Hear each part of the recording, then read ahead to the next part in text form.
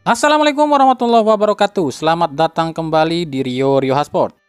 Kita awali edisi kali ini dari Timnas Indonesia. Udah ya, nggak usah hujat-hujat lagi sama skuad Timnas ya.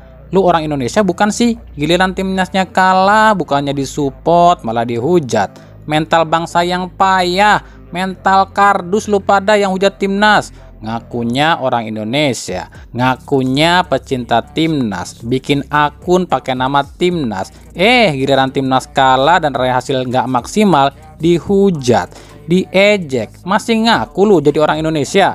Pakai bilang, dasarnya aja Timnas kita yang jelek. Hello, Timnas kita. Lu masih bilang Timnas kita, tapi lu hina dan ejek Timnas. Dasar otak udang. Makanya bullshit lu semua yang ngaku supporter Timnas, yang bikin akun pakai nama soal Timnas, tentang Timnas, about Timnas, dan bla bla bla. Tapi giliran Timnasnya loyo, malah dihujat dan dihina.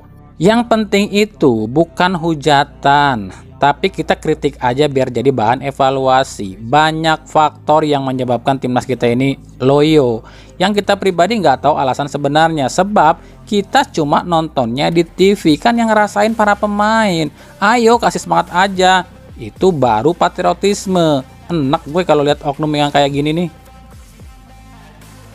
Ada waktu 1 bulan buat Timnas senior kita ini berbenah. Saatnya STY ini benar-benar racik strategi baru, para pemain baru. Dan satu lagi, upayakan latihan di tempat yang rumputnya sintetis, biar Timnas kita ini terbiasa saat melawan Timnas yang pakai rumput sintetis. 1 bulan ini harus benar-benar dimanfaatkan oleh STY dalam memperbaiki Timnas. Lawan selanjutnya bukan Vietnam, tapi Irak lagi. Lah kok Irak lagi? Kan Vietnam belum kita lawan. Ntar itu mah ditunda dulu sampai bulan 3 2024. Sekarang Indonesia fokus dulu ke kualifikasi Piala Asia.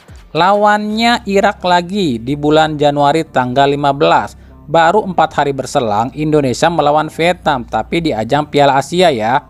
Nah, lawan Irak ini kita main di kandang nih. Kekalahan 5-1 kemarin harus jadi bahan evaluasi buat Timnas nih saat kita nanti balas dendam pada Irak di kandang kita. Ayo ambil pemain yang benar-benar dibutuhkan, benar-benar berkompeten. Buang aja tuh yang jelek, nggak peduli itu lokal maupun naturalisasi. Udah, nggak usah dengerin tuh bos-bos klub yang ngotot nitip pemain. Nggak usah juga dengerin petinggi federasi yang nitip pemain. Udah tahu kan hasilnya? Jeblok gara-gara para pemain titipan. Nah, udah ngerti kan kenapa Timnas kita ini jeblok di 2 laga? Gara-gara tikus-tikus klub dan para petinggi federasi yang nitip pemain. Ya udah, biarin aja STY yang nyari sendiri. Giliran jeblok, STY yang dihujat. Mereka mah tutup kuping seolah bego. Padahal mereka yang jerumusin STY dengan nitip-nitip pemain. Emang kalian pikir 27 pemain Timnas yang kemarin itu yang dibawa STY itu semuanya pilihan STY? Ya kagak lah. 80% itu titipan dari federasi dan klub. Kalau kalian mau tahu ya, jadi wajar mainnya tuh nggak sesuai dengan skema STY. Nah, buat federasi alias PSS ini, kalau mau cari pemain naturalisasi, coba deh jangan dari Belanda mulu, jeblok mulu kalau dari Belanda. Belanda udah payah sekarang. Coba deh cari dari negara lain, Jepang gitu, Brazil mungkin, atau Portugal mungkin. Kan Indonesia pernah dijajah Jepang dan Portugal ya, masa iya sih nggak ada keturunan dari Portugis dan Jepang sih. Dan kalau bisa carinya striker, jangan numpukin back mulu. Back mah bejubel tapi blunder mulu.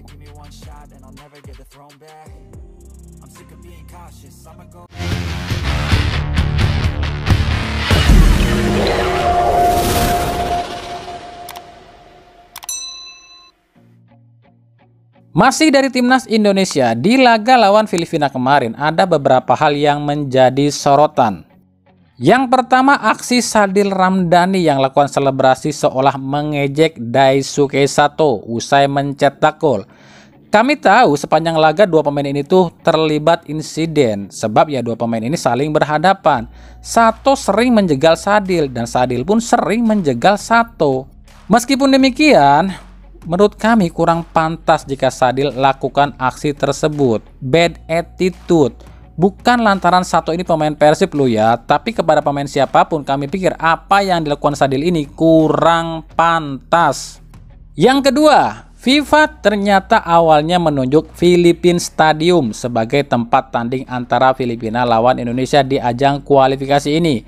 Sebab menurut FIFA, Philippine Stadium lebih layak dibanding Rizal Memorial. Tapi Filipina berkilah jika Philippine Stadium sedang direnovasi. Maka mau nggak mau FIFA pun menyetujui Filipina memakai Stadion Rizal Memorial. Ternyata emang udah disetting ya sama Filipina agar bisa lawan Indonesia ini di stadion ini, agar Indonesia ini kesulitan main di rumput sintetis. Yang ketiga, Filipina memprotes keputusan FIFA yang memberikan gelar Man of the Match pada kiper timnas Indonesia Hernando Ari Sutaryadi. Menurut Filipina, seharusnya jadi Man of the Match di laga ini adalah pemain Filipina. Mungkin diantaranya ada Daisuke Sato, Patrick Rangel sebagai pencetak gol, ataupun Stephen Rublico. Tapi FIFA justru memberikan Man of the Match ini pada Hernando Ari sebab Hernando Ari dianggap paling sibuk di laga ini dengan sejumlah penyelamatan krusial. Kita beralih ke berita klub. Persebaya jadi satu-satunya tim Liga 1 yang cuci gudang di jendela transfer ini. Benarkah? Ya emang sih, sejauh ini Persebaya udah lepas 12 pemain dan 3 diantaranya adalah pemain asing. Ini belum ditambah oleh Dusan Stefanovic loh, andai jajak ke Persebaya. Tapi rupanya Persebaya mungkin bukan jadi satu-satunya tim yang akan cuci gudang nih. Ada Madura United yang kemungkinan juga akan cuci gudang. Sebab kita tahu Madura United ini lagi kesulitan ekonomi. Jadi strategi Madura United adalah saat ini yang paling relevan adalah menjual pemain mahal dan beli pemain yang lebih murah. Contoh, Jaja jika dijual, harga Jaja adalah 7,39 miliar. Nah, duit 7 miliar ini kan bisa tuh dibelikan pemain asing yang lain yang harganya di bawah itu. Lalu ada Koko Ari yang kabarnya sih akan kembali ke Persebaya. Nah, harga Koko sendiri adalah 4 miliar. Jadi, kalau kita gabungkan Jaja sama Koko ini udah 11 M. Nah, itu kan lumayan tuh. Nah, yang terbaru ada nama Malik Rizaldi yang kabarnya akan dilepas ke Persebaya nih. Harga Malik sendiri adalah 3 miliar. Ada juga Lulinha yang kabarnya diminati oleh tim Liga 1 lainnya. Harga Lulinha adalah 4,35 miliar. Dan tentu saja Francisco Rivera yang harganya 6,5 miliar. Dari 4 pemain ini saja, andai dijual lo ya, MU dapat duit itu sekitar 21 M-an lah. Lumayan lah, duit 21 M ini tuh bisa beli 4 pemain asing baru yang harganya 2 miliaran. Dan juga pemain lokal yang harganya mungkin kurang dari 1 M. Nah, sisanya buat biaya operasional. Nah, kita akan lihat apakah benar MU ini di putaran kedua ini akan cuci gudang nih. Ya emang harus begitu sih. Berat cuy kalau bayar gaji tanpa pemasukan sementara bosnya lagi di penjara. Dari Persis Solo, nama pelatih timnas Lebanon asal Portugal Miguel Herrera kabarnya paling santer diisukan akan latih Persis Solo buat gantikan Leonardo Medina. Lah, berarti Benjamin Mora gagal dong, kemahalan cuy katanya. Gak sanggup bayar gajinya kalau Mora katanya. Gajinya ini 2 kali lipat dari gaji termahal saat ini di Liga 1. Ini Thomas Doll Persija yang kisaran gajinya itu 1,1 M-an. Berarti gaji Mora ini di sekitar 2 M-an sebulan. Ya berat lah buat tim Liga Wakanda kalau ngegaji segitu. Untuk pengganti Rodriguez sendiri kabarnya nama itu mengerucut pada striker asal Brazil Matheus Moresce. Tapi Persis Solo pun kabarnya berminat mendatangkan Lulinha. Dan andai Lulinha gagal, mungkin Matheus ini sebagai opsi utama. Dari PSIS, ternyata 2 pemain timnas U17 yang dibidik Yoyo Sukawi adalah Habil Akbar, bek kiri timnas U17, dan kiper Ikram Al-Ghifari dari Semen Padang.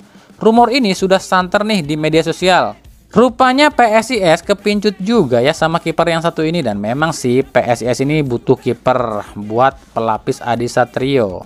Sementara buat Habil Akbar sendiri, PSIS memang kekurangan ya di bek kiri. Pantaslah kalau PSIS ini terpincut pada Habil Akbar. Cuma ya itu, kalau 2 pemain U17 ini jadi direkrut oleh PSIS, tolong dimainkan ya, jangan dibangku cadangkan, kasihan, biar berkembang kemampuan mereka.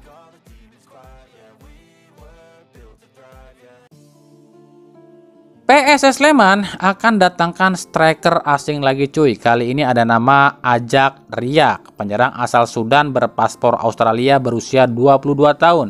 Ajak ini tuh bisa jadi slot ASEAN loh. BTW buat gantiin siapa ya? Kaisano kah atau posisi Jihad Ayub? Entahlah, sebab Kalau slot ASEAN kan udah ada Manuel Pintus tuh yang dari Filipina.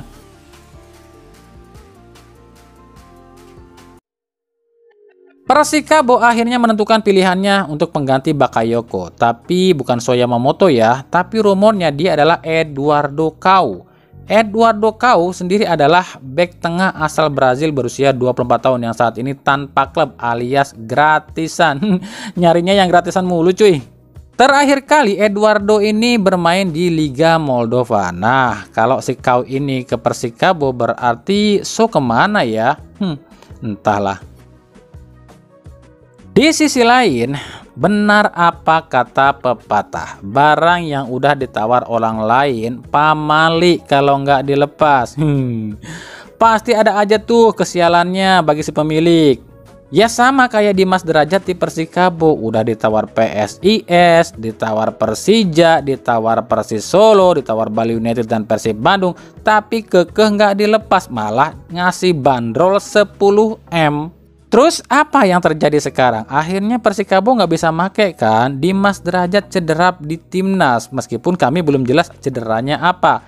Tapi kalau dilihat ya, Dimas ini pakai kursi roda dan pakai tongkat. Ini sih kemungkinan cedera ACL. Sebab riwayat cedera Dimas Derajat ini kan ACL. Jadi ya kemungkinan seperti itu.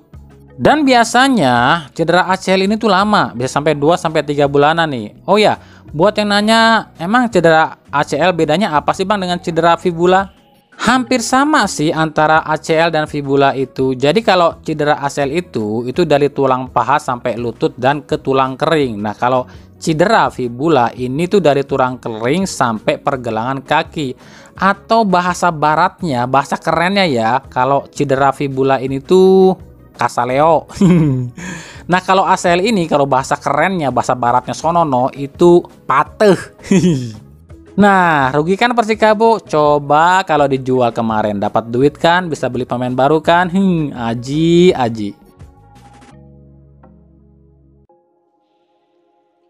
Dari Persib Bandung dipastikan ditinggalkan bomber utamanya David da Silva. Usai diperpanjang kontrak oleh Persib, DDS justru meminta izin pulang ke Brazil bersama keluarganya.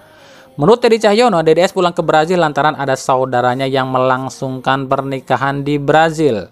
Nah, jadi udah jelas ya, berita soal DDS yang nggak jadi diperpanjang kontrak itu fix hoax ya guys. DDS udah resmi diperpanjang, cuma izin pulang ke Brazil buat kondangan. Di sisi lain, meskipun belum satupun pemain baru yang diumumkan oleh Persib, tapi Teddy Cahyono mengaku sudah mendapatkan 2 pemain lokal dan 2 pemain asing. Tapi untuk kepastiannya belum bisa diumumkan sebab masih dalam tahap penjajakan dari pelatih Boyan Hodak. Untuk yang lokal sendiri udah jelas bukan Asnawi ya, sebab Teddy Cahyono sudah mengklarifikasi jika Persib nggak bisa dapatkan Asnawi. Catat ya, bukan nggak membidik tapi gagal dapatkan Asnawi.